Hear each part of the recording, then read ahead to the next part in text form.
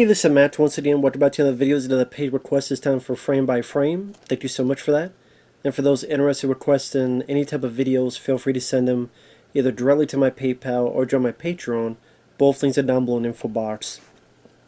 And man, this show, this episode,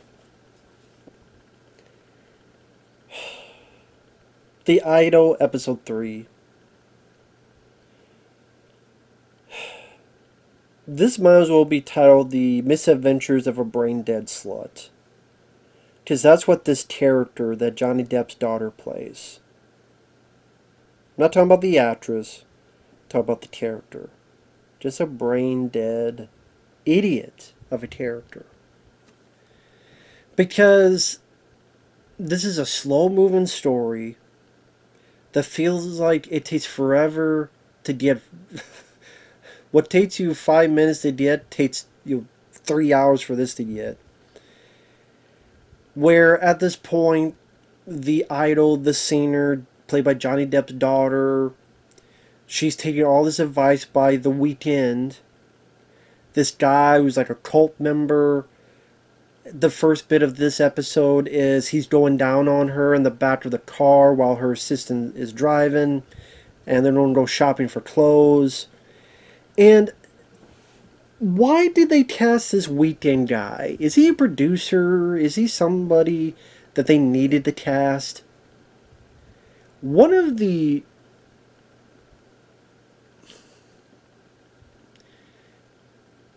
Well, there's a lot of big miscastings, but definitely a sincerely bad miscasting. Like, if you don't have someone... You need to have someone who has a charm to them, a presence to them, an intimidation factor, that they'd be calm and nice, but they could be scary and eerie, and this guy has neither of that. With this fucking rat tail, this guy's trying to intimidate a guy while they're shopping for clothes. I'm like, dude, with the way your voice is and your rat tail, they might as well take you and just flip you upside down to an oven. Or, you're not tough when the fucking guy you're talking back to is taller than you. Like, you're trying to act tough, and the guy's like this much taller. Talk to her again. Do not talk to her again. I don't buy you. It's the Cookie Monster. The fucking Cookie Monster. The Cookie Monster is more intimidating than you, The Weeknd. They should have gotten the fucking Cookie Monster in the same fucking role. I would rather see that. I'd rather than replace this guy with the Cookie Monster. There's your cookies, right in the back seat, between her legs. Here's your cookies. You're not tough. You elicit laughter by trying to act tough. And what the fuck does this character, Jocelyn is her name, the main character. What the fuck does she see in this guy? 3 episodes, I still do not know. I get it. She has this issue with her mom. You know, what happened to her mom, and she had a breakdown, so she's not in her right mind. I don't care how fucking crazy or nutcase you are. I still don't know what you see in this guy. He's talking to your friend, calling her...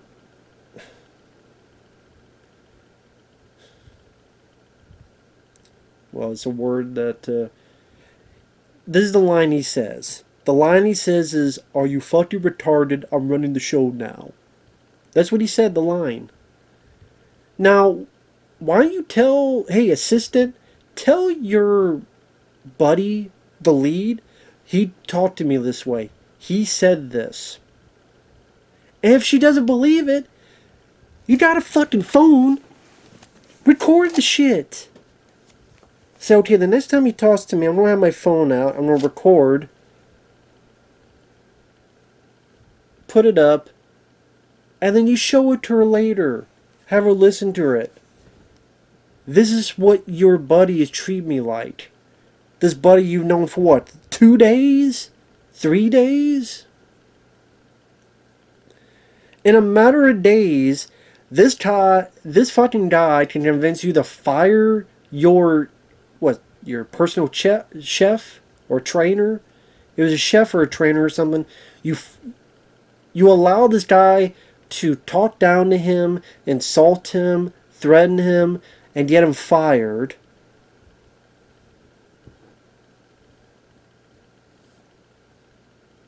What the fuck do you see in this guy? This guy seems like a pussy, and he seems like a nobody. I have no idea who the fuck would be intimidated by this guy, who would be scared of this guy. Fucking Jack Black would be... Jack Black is Bowser scarier than this guy. He couldn't scare a fucking Care Bear. He couldn't scare a fucking Ewok. He couldn't scare jack shit. I've had wet dreams scarier than you, Weekend. On the weekend. Then on top of that, like the other characters, the assistant has no spine.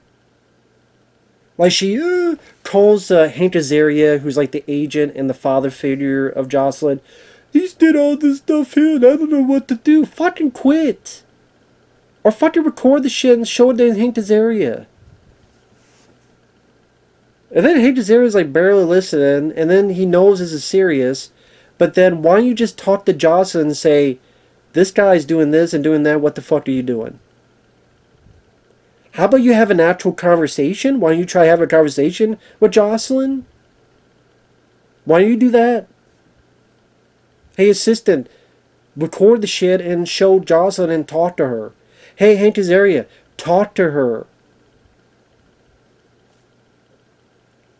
How did this goofy-ass motherfucker that can't even say carte blanche right? He says carte blanche.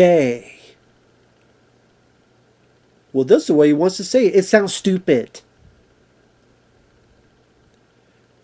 This is stuff people were doing in Clueless for a reason. Because hence the title. They're supposed to be clueless.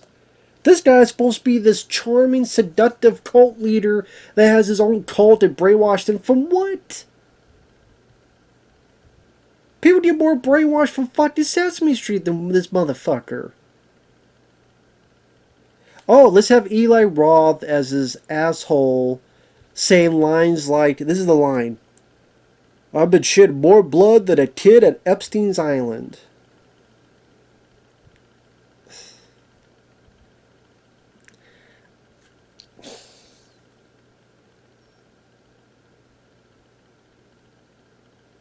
I know the guy's supposed to be an unlikable prick, but goddamn, man, did we really need those type of jokes? Really, dude, really? What's next? He's going to say a line like, her career's going to fall faster than those people at the towers.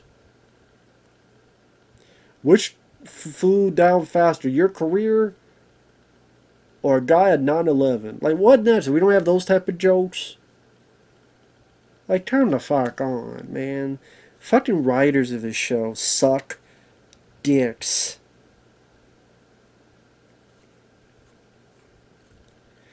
And, like, even Hank Azaria, I liked the actor, I liked his performance, but his character even is losing me because you're not doing anything. You're not talking to her. You're not accomplishing anything. You're sitting there on your fucking thumbs digging into your ass. The assistant is spineless. Eli Roth's character's a prick, so there you go. The creative consultant, what the hell was his title? He's such a great creative consultant that he says, we should use your picture of your cum on your face for the album. Because what was the last time we had a bad girl?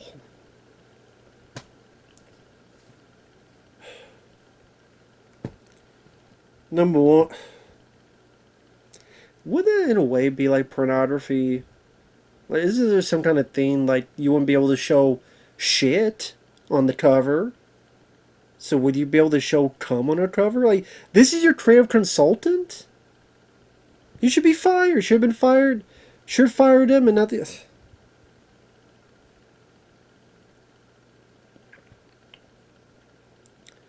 And again, the lead character is just a fucking brain-dead idiot of a character. Literally says a line, there's no difference between the people supporting me and the people attacking me. Huh? You said that the people supporting you, there's no difference between them and the people attacking you.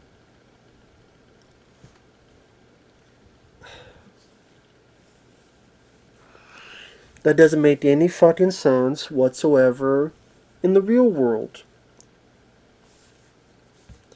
Because if they're supporting you, that means they're defending you. If they're defending you, that means they want you to be well. They want you to be, for whatever reason it is, they want you to be in good graces. They want you to be in good health. They want you to have your career flourish. People are taught to you, they don't give a shit. They want your career destroyed. That's a world of fucking difference. And the fact that you said it's the same, just, again, everybody is an idiot or a moron. And in the weekend, he's not intimidating, he's not scary, he's not charming. You can't even say carte blanche right, you motherfucker. And then you find out that her mom hit her with a hairbrush. And this long dinner scene that takes forever to get going. And then the weekend's like, bring the brush. So then he hits her with the brush, then he kisses her. Then he hits her, then he kisses her. I guess it's trying to be a form of him mentally breaking her down so he could use her for his own fortune, benefits, all that shit.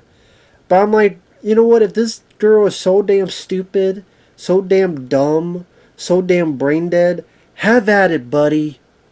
You hit the jackpot. You found one dumb motherfucker. Congrats. It only took you a weekend to do it. It's been, again, like 2 or so days. Congratulations.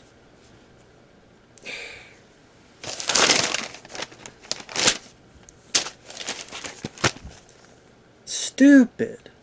Stupid. So I wasn't a fan.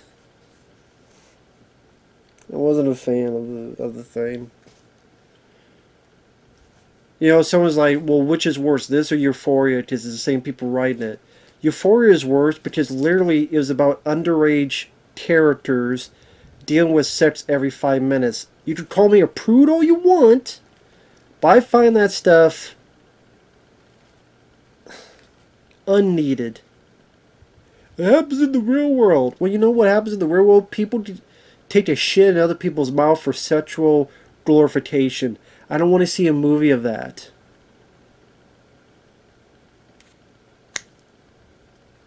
There are people that fuck corpses. I don't want to see that. I don't like that romantic. 1 or 2. I don't want to see this shit. Call me a prude all you want. Well, no one's called me that, but I'm just saying. So yeah, I would say Euphoria I hate more. But this, just dumb. And the weekend... your attitude must have been just a weekend of worth. And whoever... you got robbed and you didn't get taught shit. You didn't get your money back. For whatever acting lessons you took for those whole 2 days, Mr. Weekend. Bernie from Weekend at Bernie's has more of a fucking acting job. Is more intimidating than you. And he's dead for most of the fucking movie. I'll tell you, we did a Bernie's 2. Bernie in Paradise. Over this fucking show. We'll see you later.